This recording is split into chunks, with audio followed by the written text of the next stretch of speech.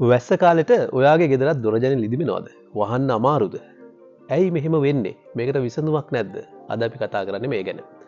දැව ආරක්ෂණය සහ දැව ආලේපන සම්බන්ධයෙන් water base මිත්‍යාවෙන් එහාට ගිහිල්ලා නිවැරදි කරුණු හැම වෙලාවම සිංහල භාෂාවෙන් ජනගත කරන YouTube කතාබහ ගෝරි ශ්‍රී ලංකා.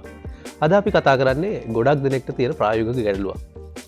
විශේෂයෙන්ම වැස්ස කාලෙට තෙතමනේ වැඩි කාලෙට සමහරලාට මේ දොර ජනෙල් ඉදිමෙනවා. ප්‍රමාණය විශාල වෙනවා. ඒක නිසා වහන්න බැරි වෙනවා, හිර වෙනවා. මේ වගේ දේවල් වලට විසඳුමක් නැද්ද? මේක බොහෝ දෙනෙක්ට තියෙන ප්‍රශ්නයක්. ඇයි මේ දැව යෙදවුම එහෙමත් නැත්නම් දොර ජනෙල් හෝ වෙනත් දැව යෙදවුමක් ප්‍රමාණ විශාල වෙන්නේ? ඉදිමෙන්නේ ඇයි? මේක සාමාන්‍යයෙන් මේ ඕනෑම දවයකට තියෙන ගුණාංගයක්. ඉදිමීමේ සහ හැකිලීමේ ගුණාංගය. මේක දැවයෙන් දැවයට වෙනස් වෙන්න පුළුවන්. එලේ අරටුව විදියට වෙනස් වෙන්න පුළුවන්. දැවේ ඉරණ දිශාව, ඒ කපන දිශාව ආකාරය අනුව වෙනස් වෙන්න පුළුවන්. නමුත් කොයි විදිහකට වුණත් හැම දැවයකටම යම් කිසි ප්‍රමාණයකින් මේ ඉදිමීමේ හැකිලීමේ ගුණාංගය තියෙනවා. ඉතින් මේක දොර ජනෙල් ගත්තොත් එහෙම විශේෂයෙන්ම අපිට ගැටලුවක්. මොකද ප්‍රමාණ වෙනස් වීම නිසා අපිට වහන්න අපහසුතාවයක් වෙනවා.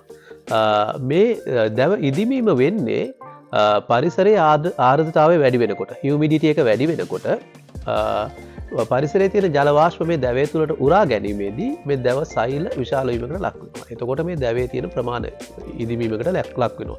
විශාල වීමකට ලක් වෙනවා. ඉතින් මේක තමයි මේ සිද්ධ වෙන කාරණය. එතකොට මේකට විසඳුමක් නැද්ද? මේ විසඳුමක් නැද්ද කියන කාරණයට යන්න කලින් අපි පොඩ්ඩක් මේ ගැන තව තාක්ෂණිකව තව චුට්ටක් ඩීප් කතා කරන්න ඕනේ කියලා මට හිතෙනවා. අපි EN 927 කියන යුරෝපියානු තත්ත්ව සම්මතය ගත්තොත් එහෙම මේක මේ දැව ඉදිමීමේ හැකිලීමේ ගුණාංගය අනුව දැව යෙදවුම් වර්ගීකරණයකට ලක් කරලා තියෙනවා. කොටස් 3කට වර්ග කරලා තියෙනවා. dimensionally stable එහෙමත් නැත්නම් ප්‍රමාණ වෙනස් වෙන්න නොහැකි කාණ්ඩය, limited dimensionally stable යම්කිසි පමණකට යම්කිසි ප්‍රමාණයකට මේ විශාලත්වය වෙනස් වීමට හැකි යෙදවුම්, ඒ වගේම dimensionally unstable ප්‍රමාණ වෙනස් වීම අදාළ නොවන යෙදවුම් කියලා මේ කොටස් 3කට බෙදලා තියෙනවා. අපි උදාහරණ විදියට ගත්තොත් දොර ජනෙල් වගේ දෙයක් වැටෙන්නේ අපිට මේකේ ප්‍රමාණය වෙනස් වුණොත් එහෙම අපිට මේක භාවිතා කරන්න බෑ. විශාල වුණොත් එහෙම අපිට වහන්න බෑ. කුඩා වුණොත් එහෙම අපිට දොර ඒ අවශ්‍ය විදියට වැහෙන්නේ නැහැ. ඉතින් මේ කොටස අපි කියනවා dimensionally stable කාණ්ඩය කියලා. ඒතකොට dimensionally limited dimensionally stable කියලා කියන්නේ ප්‍රමාණ වෙනස් වීම යම්කිසි පමණකට අදාළ වෙන ඒවා ගත්තොත් එහෙම ඒ අපි ගත්තොත් එහෙම ටන් ඇන්ඩ් ගෲ ක්‍රමයට තියෙන වෝල් පැනල් එකක් වගේ ගත්තොත් එහෙම මේක යම්කිසි ඇලවන්ස් එකක් මිලිමීටර් දෙකක් තියෙනවා නම් මේ ප්‍රමාණ වෙනස් වීමට ඉඩ දීලා අන්න ඒ වගේ තැනක් අපි කියනවා මේ දෙවෙනි කාණ්ඩයට limited dimensionally stable කියන කාණ්ඩයට. එතකොට අපි ගත්තොත් එහෙම ඈතින් තියෙන ලී පටි වගේ තියෙන වැටක් වගේ දෙයක් ගත්තොත් මේ ප්‍රමාණ වෙනස් වීම අදාළ වෙන්නෙම නැහැ. ඉතින් ඒතකොට මේක තමයි තුන්වෙනි කාණ්ඩයට වැටෙන්නේ. ඒතර පළවෙනි කාණ්ඩය dimensionally stable කියන කාණ්ඩයට ගත්තොත් එහෙම විශේෂයෙන්ම මේ ප්‍රමාණ වෙනස් වීම කියන කාරණේ අපි පාලනය කරන්න ඕනේ.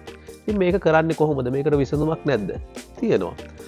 මේ ප්‍රමාණ වෙනස් වෙන්නේ ජල වාෂ්ප මේ දැවේ තුළට උරා ගැනීම නිසා කියලා මම කිව්වනේ. එහෙමනම් මේ ජල වාෂ්ප උරා ගැනීම නැවැත්තුවොත් අපි ඒක පාලනය කළොත් අපිට පුළුවන් වෙනවා මේ ප්‍රමාණ වෙනස් වීම නවත්තන්න. මේ සඳහා තමයි අපිට ඒකට ගැළපෙන නිර්දේශිත ආලේපනයක් අවශ්‍ය වෙන්නේ. EN 927 මේ යුරෝපියන් තත්ත්ව සම්මතයට අනුව මේ dimensionally stable කියන කාණ්ඩයට නිර්දේශිත ආලේපනයක් ඔබ භාවිතා කරනවා නම් ඒ ආලේපනයේ නිර්දේශිත ක්‍රමය අනුව ඔබට පුළුවන් සම්පූර්ණයෙන්ම මේ ප්‍රමාණ වෙනස් වීම නවත්ත ගන්න.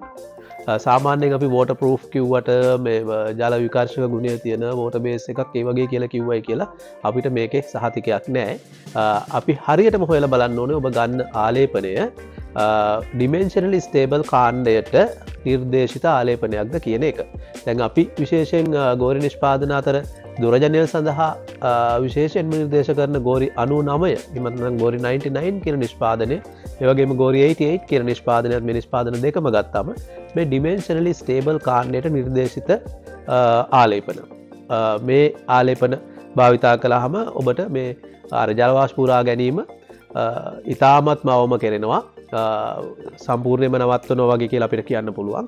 මේ නිසා මේ දොර ජනෙල් ඉදිමීමකට ලක් වෙන්නේ නැහැ. මෙතෙන්දී තවත් මතක් කරන්න ඕන විශේෂ කාරණයක් තියෙනවා. මොකද සමහර කෙනෙක් චෝදනා කරන්න පුළුවන් මම ගෝරි 99 තමයි ආලේප කරේ නමුත් මගේ දුරජන ලිදිමෙනවා කියලා. මෙතෙන්දිම විශේෂයෙන් සැලකිලිමත් වෙන්න ඕනේ බොහෝ පින්තාරුකරුවන් සියලු දෙනාම මේ සමහරු පින්තාරුකරුවන් මේ දොරවල් වල සහ ජනෙල් වල ඉහළ ධාරය සහ පහළ ධාරය ආලේපන කරන්නේ නැහැ නියමාකාරයට.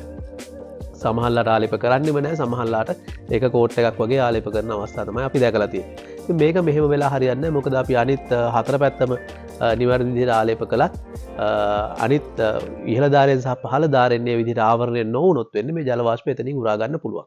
එතකොට අපි මේ භාවිත කරන මේ ක්‍රමයේ විසඳුමේ ප්‍රතිඵලයක් නැති වෙනවා. ඒ නිසා අනිවාර්යයෙන් මතක තියාගන්න දොරක් ඔබ ආලේප කරනවා නම් දොර පියනක් මේ හය පැත්තම ඊටාම හොඳින් ඒ ආලේපනය නිෂ්පාදකයක් කියන ආකාරයට ඒ ආලේපනය කරගන්න. එතකොට ඔබට මේ දොර ජනෙල් වල මේ ඉදිමීම හැකිලීම කියන කාරණේ සම්පූර්ණයෙන් නවත්ත ගන්න පුළුවන්. ඉතින් මේ වගේ තවත් ඔබට වැදගත් වෙන දැව ආරක්ෂණ සහ දැව ආලේපන පිළිබඳව නිවැරදි දැනුම අරගෙන අපි ඉදිරියටත් මේ වගේ වීඩියෝ අරගෙන එනවා.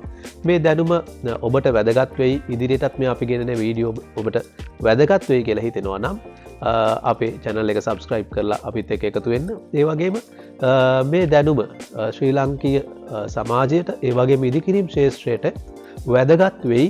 ඔබේ මිතුරෙක් හිතවතෙක් මේ ශාස්ත්‍රවල ඉන්නවා නම් ඔවුන්ට මේ දැනුම වැදගත් වෙයි කියලා හිතෙනවා නම් ෂෙයා කරන්න.